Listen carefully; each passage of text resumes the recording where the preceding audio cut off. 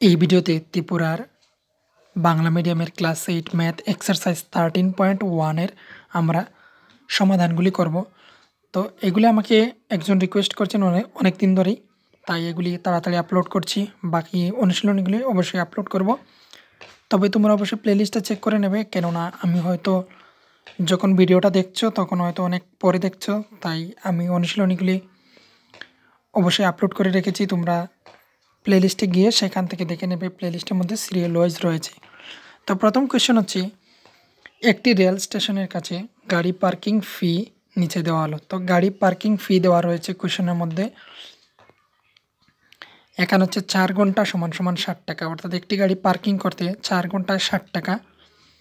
তারপর 8 ঘন্টায় সেটা দিতে হয় 100 টাকা, 12 ঘন্টায় 140 টাকা, 24 ঘন্টায় 180 টাকা। তাহলে সেটা কি সমানুপাতিক, সেটা বলার জন্য বলা হয়েছে। তো প্রথমেই আমরা দেখে নেব 1 ঘন্টায় কত টাকা দিতে হয়। তাহলে এখানে 4 রয়েছে, এখানে রয়েছে 60।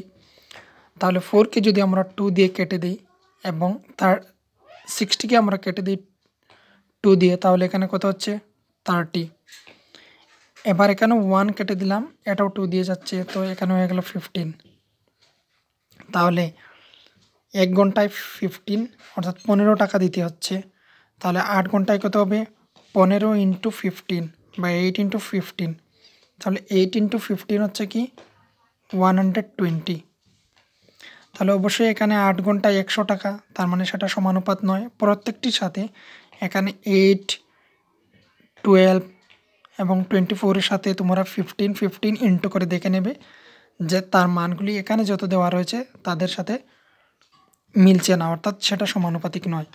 তাই এখানে বলেছি গাড়ি পার্কিং ফি সময়ের সাথে সমানুপাতিক নয়, সম্পর্কটি সমানুপাতিক নয়। কারণ হচ্ছে 4/60 ইকুয়ালস টু 8/100 নয়, এবং এখানে 12/40 সেগুলি এই 4/60-র সাথে সমানুপাত নয়, অর্থাৎ সমান নয় এখানে প্রত্যেকটি। তাই হচ্ছে সম্পর্কটা সমানুপাতিক নয়। এটা হচ্ছে প্রথম আনসার।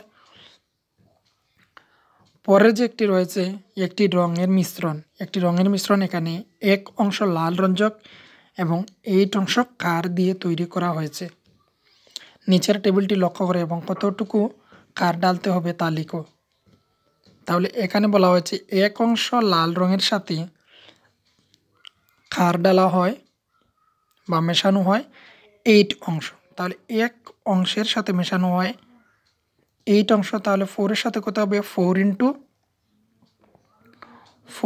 8 হবে। তাহলে 4 ইন্টু 8 হচ্ছে 32।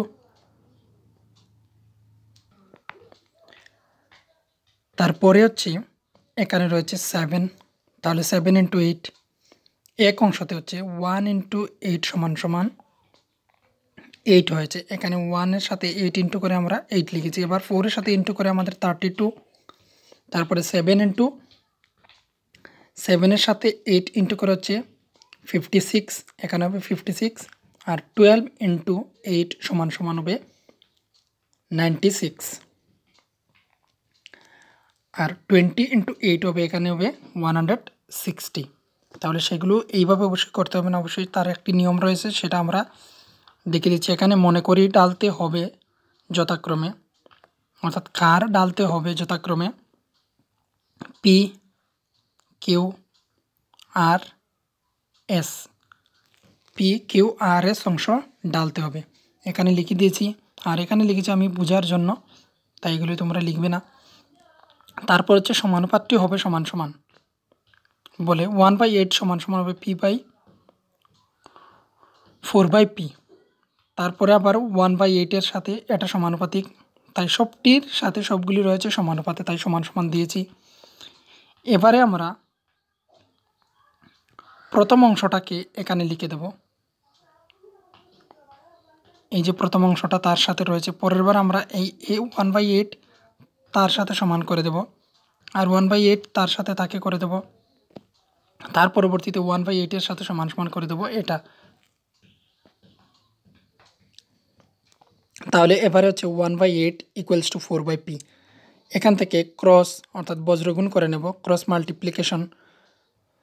তো 1 ইন্টু পি হচ্ছে পি, আর এদিকে হচ্ছে 4 ইন্টু হচ্ছে 8, সেগুলিকে ক্রস গুণ বলা হয় অর্থাৎ বজ্রগুণ।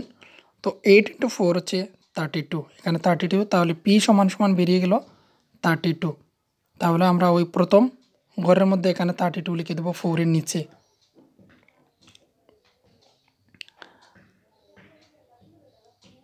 তারপর হচ্ছে এখানে 1/8 সমান সমান 7/কিউ, তাহলে কিউ সমান সমান হবে 1 ইন্টু কিউ অর্থাৎ কিউ ডাইরেক্ট করে ফেলেছি, ইকুয়ালস টু 7 ইন্টু 8 সমান সমান 56, তাহলে কিউ এর মান বেরিয়ে আসলো 56।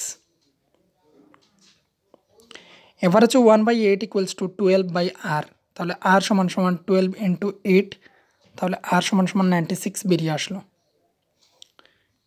এবার 1/8 ইকুয়ালস টু 20 বাই হচ্ছে এস সমান সমান 20 ইন্টু 8 ইকুয়ালস টু হচ্ছে 160, তাহলে সুতরাং এখানে বলবে সুতরাং নির্ণয়ে 32 অংশ, 56 অংশ, 96 অংশ ও 160 অংশ ক্ষার ডালতে হবে।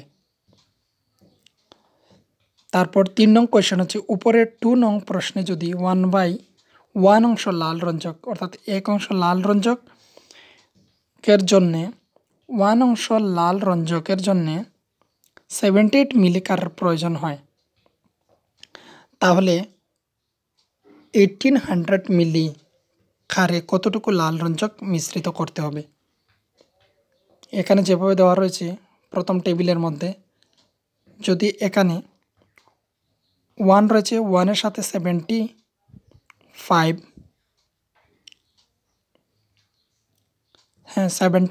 মিলিগ্রাম 75 মিলিগ্রাম মেশানো হয়, তাহলে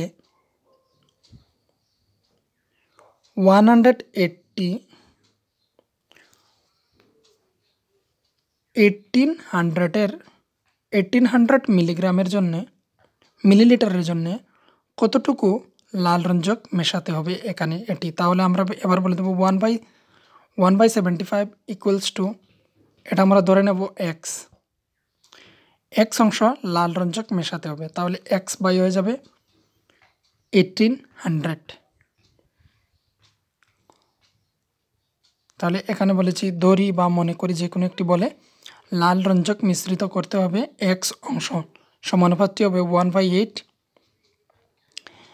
1 অংশ লাল রঞ্জকের জন্যে 75 মিলি ক্ষারের প্রয়োজন হয়, তাহলে এক্সের জন্য এক্স অংশ, যেটা আমরা জানি না, এক্স অংশ লাল রঞ্জকের জন্য 1800 মিলি ক্ষারের প্রয়োজন হয় বা মিশ্রিত করতে হবে। এখান থেকে আমরা বজ্রগুণ করে নেব, তো 75 ইন্টু এক্স, তাহলে 75x ইকুয়ালস টু 1 ইন্টু 1800, সেটা আমরা এদিকে রেখে দেবো। এবারে এক্স ইকুয়াল টু হয়ে গেল ইকুয়ালস টু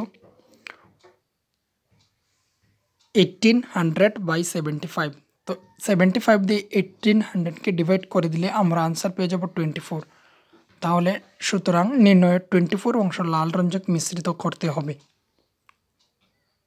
তাহলে আশা করি বুঝতে পেরেছ। ভিডিওটি দেখার জন্য ধন্যবাদ, এবং পরবর্তী কোয়েশ্চেনগুলি আসছে, তোমরা অবশ্যই প্লেলিস্টগুলি চেক করবে, সেখানে পেয়ে যাবে সিরিয়াল ওয়াইজ।